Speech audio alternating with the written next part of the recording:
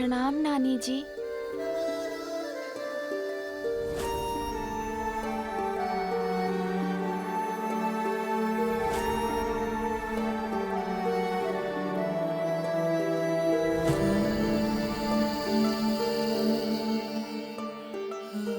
मैं सोच भी नहीं सकती थी कि मैं मेरे नाती को इस रूप में देखूंगी।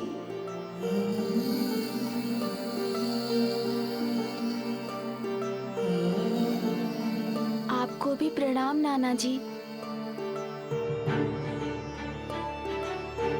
माँ के मुख फेर कर चले जाने का दुख मैं कैसे सहूं? उन्हें तो मुझे मनाना ही होगा। मैं कुछ नहीं बोलूंगी, किंतु मैंने तो अपनी पुत्री के पुत्र रूप में एक साधारण बालक की कल्पना की थी, एक विचित्र गजमुख बालक की नहीं। देवी मैना असहज हो रही है, जिससे बालक के कोमल हृदय को ठेस पहुंच सकती है। मुझे ही कुछ करना होगा।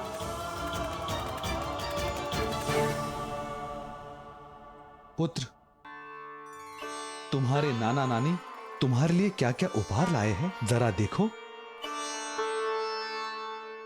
देखो पुत्र, कितने भांति भांति के सुंदर वस्त्र है। ये सभी वस्तुएं स्वयं तुम्हारे नानी ने तुम्हारे लिए चुने हैं।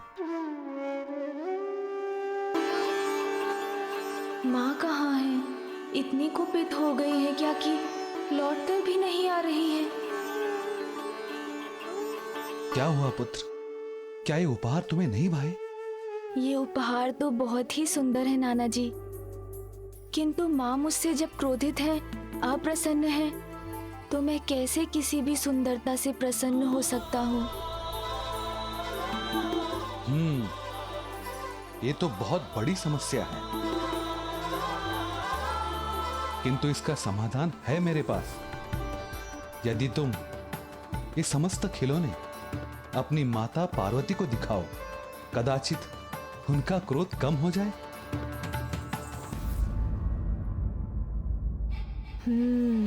ये उचित होगा।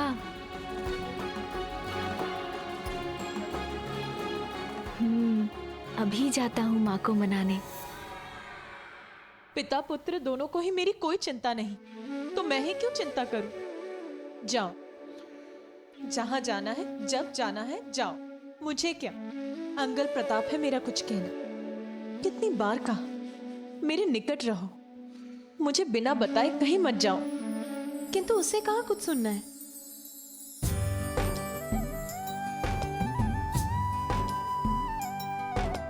रूठ न मुझसे, हंस के दिखा दे, भूल मेरी सब मन से भुला दे।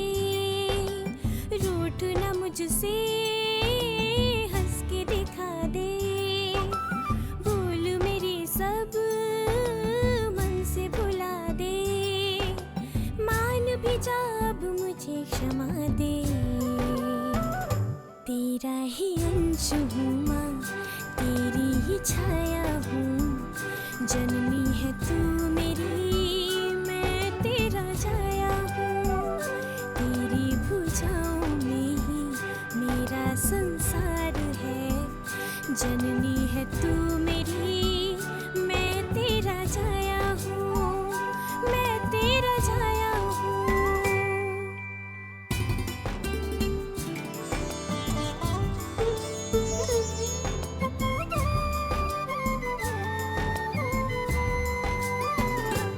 तू जो रूठी तो रूठे हैं धरती आकाश, खेल खिलौने रूठे हैं, रूठा है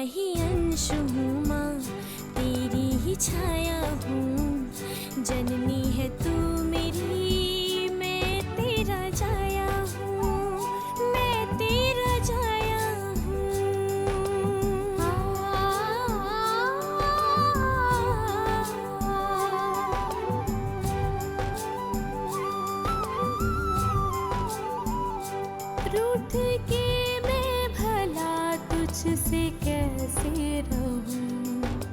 वायु में है प्राण जैसे ऐसे मुझ में तू। जब हंसे तो हंसे ये गगन, तुझको पाके हुई मैं मगन।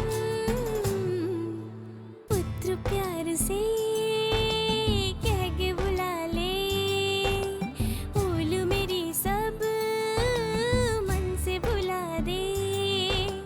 मान भी जा अब मुझे क्षमा दे। मेरा ही अंश है तू, मेरी ही छाया है।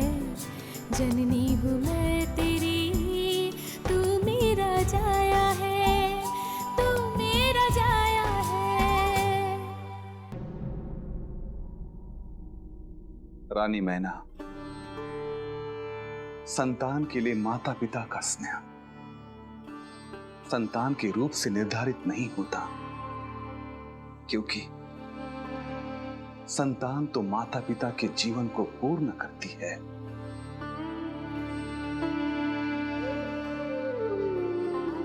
गुणी संतान वही है जो माता पिता के प्रति अपना दायित्व पूर्ण करे, उन्हें निराश ना करे, उनका ध्यान रखे।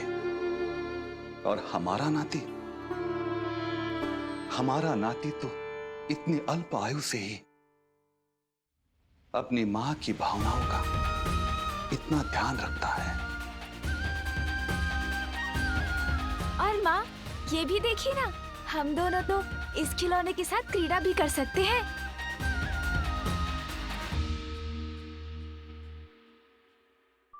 पुत्र, तुम्हें तो बहुत समय पूर्व ही सो जाना चाहिए था, किंतु तुम तो ब्रह्मलोक ही चले गए।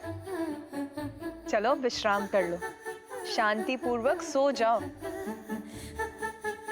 मैंने तो सोने का बहुत प्रयत्न किया माँ, किंतु क्या करूं, मुझे तनिक भी निद्रा नहीं आ रही है। अच्छा चलो, मैं तुम्हें लोरी गाकर सुनाती हूँ, तब तुम्हें निद्रा आ जाएगी। ठीक है माँ। किंतु तुम्हें अपने नेत्र मूंदने होंगे।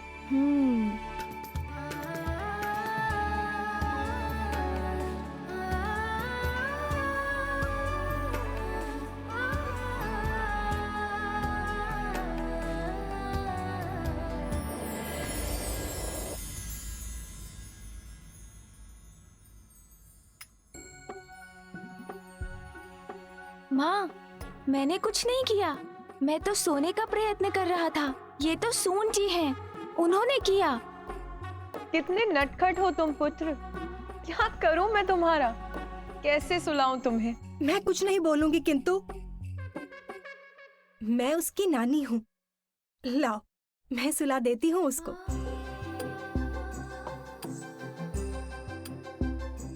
क्यों पुत्र, तुम अपनी नानी के साथ कुछ समय बिताना चाहोगे ना? हाँ नानी जी, मेरे पास इतने सारे खिलौने हैं, हम दोनों मिलकर उनके साथ खेलेंगे, बहुत आनंद आएगा। सोने का, विश्राम करने का तो इसका दूर दूर तक कोई विचार नहीं है। अब आप ही संभाल लीजिए इसे। मैं बाहर जाकर स्वामी को बताती हूँ कि यहाँ सब कुशल है। मैं भी तुम्हारे साथ चलता हूँ पुत्री।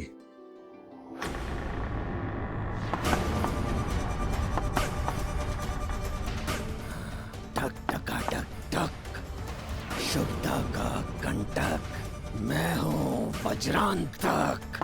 यहाँ पहुँच तो गया, बस अब कुछ ही समय में अंत करूंगा उस पालक का। आजा निंदिया रानी, न कर आनाकानी, आँखों पे दिन के थकानों के बोझे, बिस्तर बिछोने सभी तुझको खोजे, पर जैसे तूने सताने की ठानी, आजा निंदिया रानी, न कर आनाकानी, नैना मेरे लाल के हैं जागे नानी जी, जागे। थोड़ा धीरे धीरे थपकी दीजिए ना, ऐसे तो मुझे कभी नींद नहीं आएगी। मैं कुछ नहीं बोलूंगी पुत्र, किंतु एक बालक को कैसे सुलाया जाता है ये मुझे मत समझाओ। जब तुम्हारी माँ भी सोने से मना करती थी ना, उसे भी मैं ऐसे ही सुलाती थी।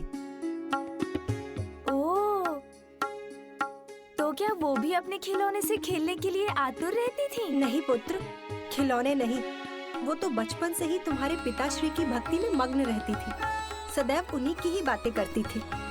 महादेव ये, महादेव वो, आदि आदि। हाँ, मेरी माँ तो बहुत महान है। हाँ, तुम्हारी माँ बहुत महान है और उनसे भी महान है उनके पति महादेव, और तुम तो महानतम ही हो। किंतु पुत्र, अब तुम अपना मुख बंद करो, चुपचाप सो जाओगे।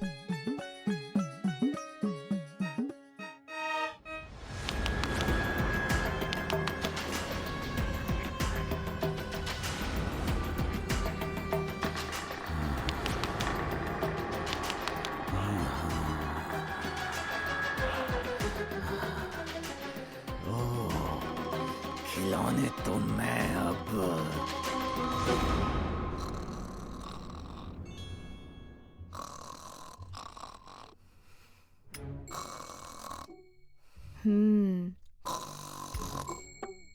नानी जी इतनी लंबी यात्रा कर यहाँ पहुँची हैं, अवश्य ही बहुत थक गई होंगी।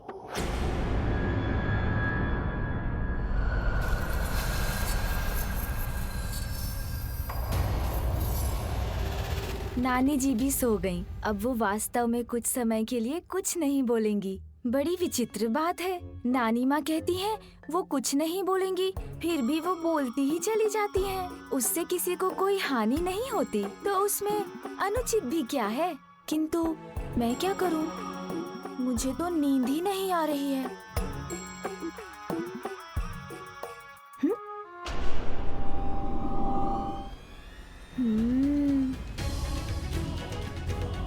कितना सुंदर दृश्य है। चंद्रदेव के प्रकाश से मेरे सारे खिलौने चमक रहे हैं, जैसे मुझे बुला रहे हो कि मैं जाऊं और उनके साथ खेलूं। जाना ही पड़ेगा, उनको कैसे दुखी कर सकता हूँ।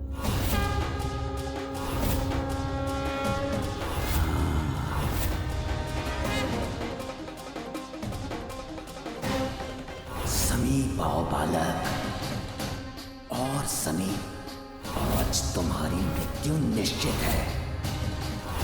निकट आओ मेरे, और निकट। वज्रांतक के हाथों बच नहीं पाओगे तुम। आज तुम्हें मारकर मैं सिंदूरा के कार्य को पूर्ण करूंगा।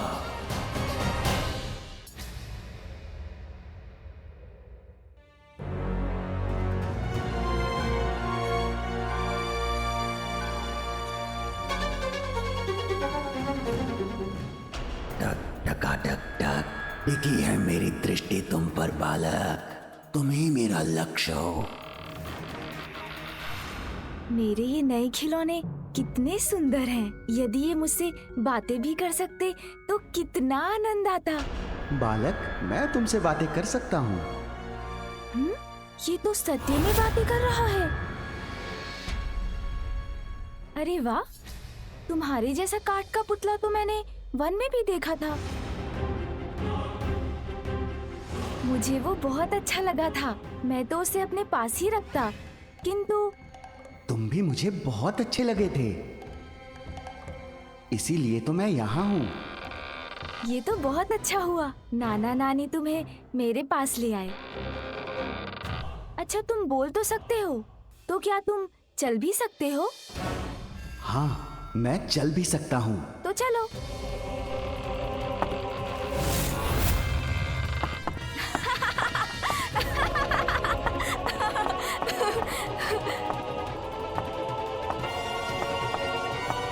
अरे वाह, तब तो तुम नृत्य भी अवश्य कर सकते हो। मूर्ख बालक, मैं शुभता का कंटक वज्रांतक हूँ, भयावह भयंकर असुर हूँ, क्रीड़ा करने वाला कोई काठ का पुतला नहीं। किंतु तुम्हें अपने जाल में फंसाने के लिए जो आवश्यक है वो तो करना ही होगा मुझे। हाँ, कर सकता हूँ नृत्य। ये देखो। एक बात और बताऊं तुम्हें, मैं तो उड़ भी सकता हूँ। अच्छा, उड़ सकते हो तुम? हाँ। तो मुझे उड़कर दिखाओगे क्या? आओ मेरे साथ, मैं तुम्हें उड़कर दिखाता हूँ। अच्छा, तो फिर चलते हैं। हाँ, चलो।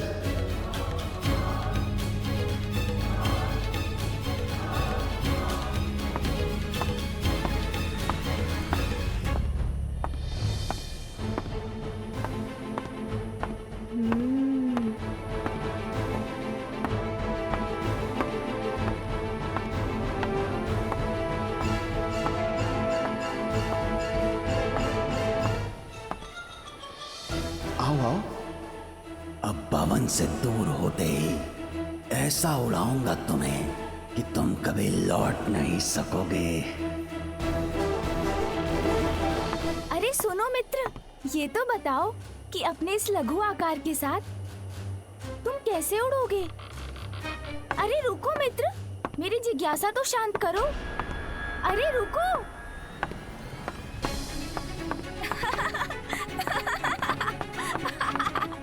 अरे रुको भी, इतनी क्या शीघ्रता है? मैं भी तो साथ हूँ।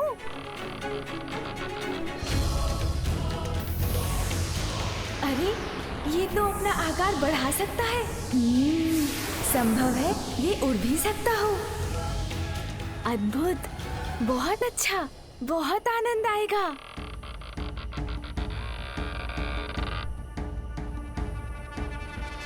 आओ बालक, अब तो तुम्हें विश्वास हो गया ना कि मैं उड़ भी सकूंगा। हाँ हाँ मित्र। तो आओ, मैं तुम्हें आकाश की यात्रा करवाता हूँ। हाँ हाँ, चलो आकाश की यात्रा करते हैं। बड़ा आनंद आएगा। आओ।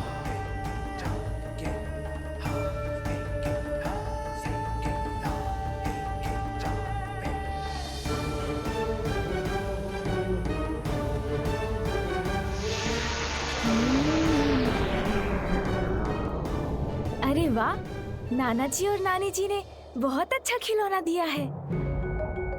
आकाश में उड़ने में कितना आनंद आएगा मुझे।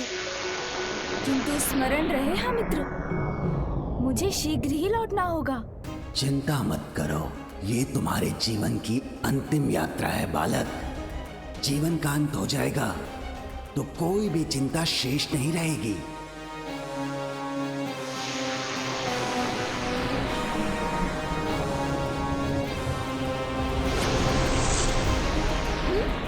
ये क्या? अरे अरे, संभालो स्वयं को, मैं गिर रहा हूँ। अरे हम तो नीचे गिर रहे हैं। तुमने तो कहा था हम उड़ सकते हैं। उड़ेंगे, अवश्य उड़ेंगे, तुम्हारे प्राण।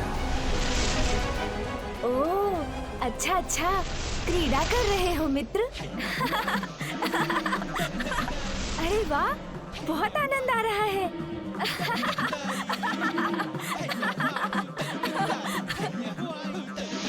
अरे मित्र, तुमने नीचे जाना क्यों रोक दिया? इतना आनंद आ रहा था। कैसे भी उचित है, अब हमें लौटना चाहिए।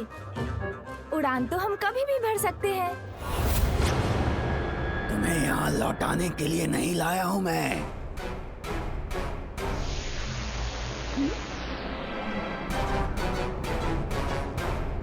क्यों लाए हैं आप मुझे? तुम्हारे प्राण हरने के लिए लाया हूँ। तो ये मित्र नहीं, कोई शत्रु है जो छल से मुझे यहाँ ले आया है।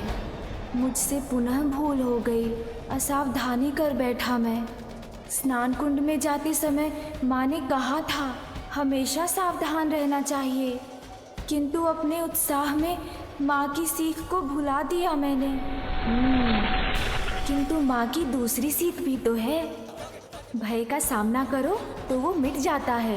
पुत्र, व्यक्ति की निडरता भय पर और साहस उसके शंका पर भारी पड़ता है।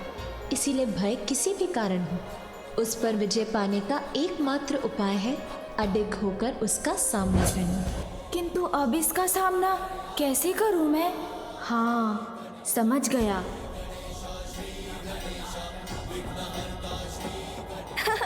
अरे मित्र, मेरे प्राण हरने थे तो पहले बताना चाहिए था ना। व्यर्थ इतना श्रम क्यों किया तुमने? क्यों श्रम क्यों? तुम मेरे साथ हो और तुम्हारे प्राण तुम्हारे भीतर हैं। तुम्हारा अंत कर तुम्हारे प्राणों का नाश करूंगा मैं। यही तो तुम भूल कर बैठे मित्र। किंतु कहो तो मैं बताऊं। भूल? कैसी भूल? शीघ्र बताओ। मेरे प्राण, वो तो कहीं और सुरक्षित है। तुम मुझे बता देते तो मैं अपने साथ ले आता। इसके प्राण यहाँ नहीं तो कहाँ हैं? अवश्य मेरे छल से बचने के लिए ये भी छल कर रहा है मेरे साथ। क्या हुआ मित्र? किस विचार में डूब गए? ऐ बालक, तुम्हारे प्राण तुम्हारे शरीर में हैं या नहीं, वो तो अभी ज्ञात हो ही जाएगा जब मैं तुम्हारे शरीर को नष्ट करूंगा। ये तो बहुत बड़ी भूल करोगे तुम। मेरे शरीर को नष्ट कर दोगे तो कौन बताएगा कि मेरे प्राण कहाँ है? टक टका टक टक। उचित कह रहा है ये बालक।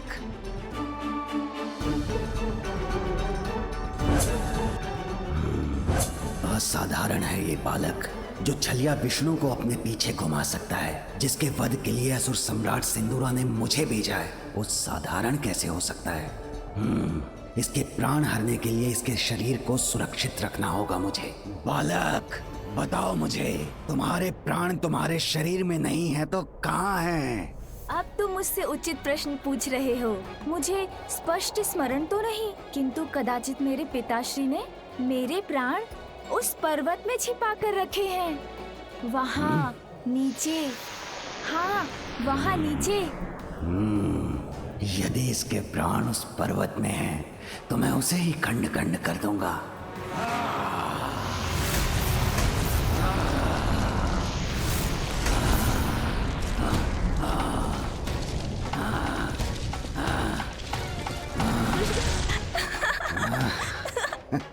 हाँ हाँ, चलो मित्र, ले लो मेरे प्राण।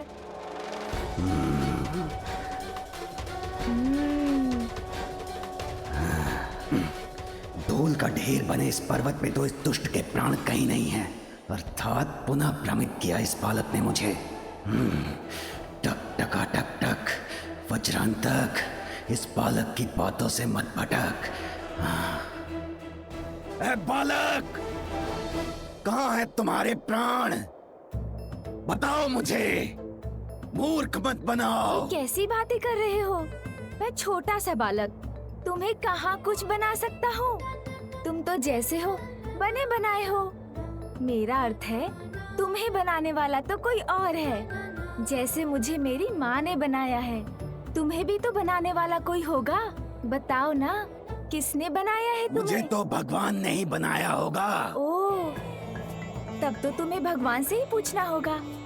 किंतु तुमने वो क्या कहा था तुमने? हाँ, मूर्ख क्यों बनाया है? भगवान को नहीं मानता मैं, विरोध करता हूँ उनका। तुम जानते नहीं हो कि मैं कौन हूँ? महाभयंकर, महाशक्तिशाली असुर हूँ मैं। ओह, असुर हो तुम? अर्थात तुम्हारा सुर बिगड़ा हुआ है, तभी तो अपने बनाने वाले को नहीं मानते तुम। मैं तो अपनी माँ को बहुत मानता हूँ। मेरा एक सुझाव है, जाकर अपना सुर ठीक कर लो। भगवान के सुर से अपना सुर मिला लो, असुर का अ मिट जाएगा, तो कदाचित तुम मूर्ख भी नहीं रहोगे।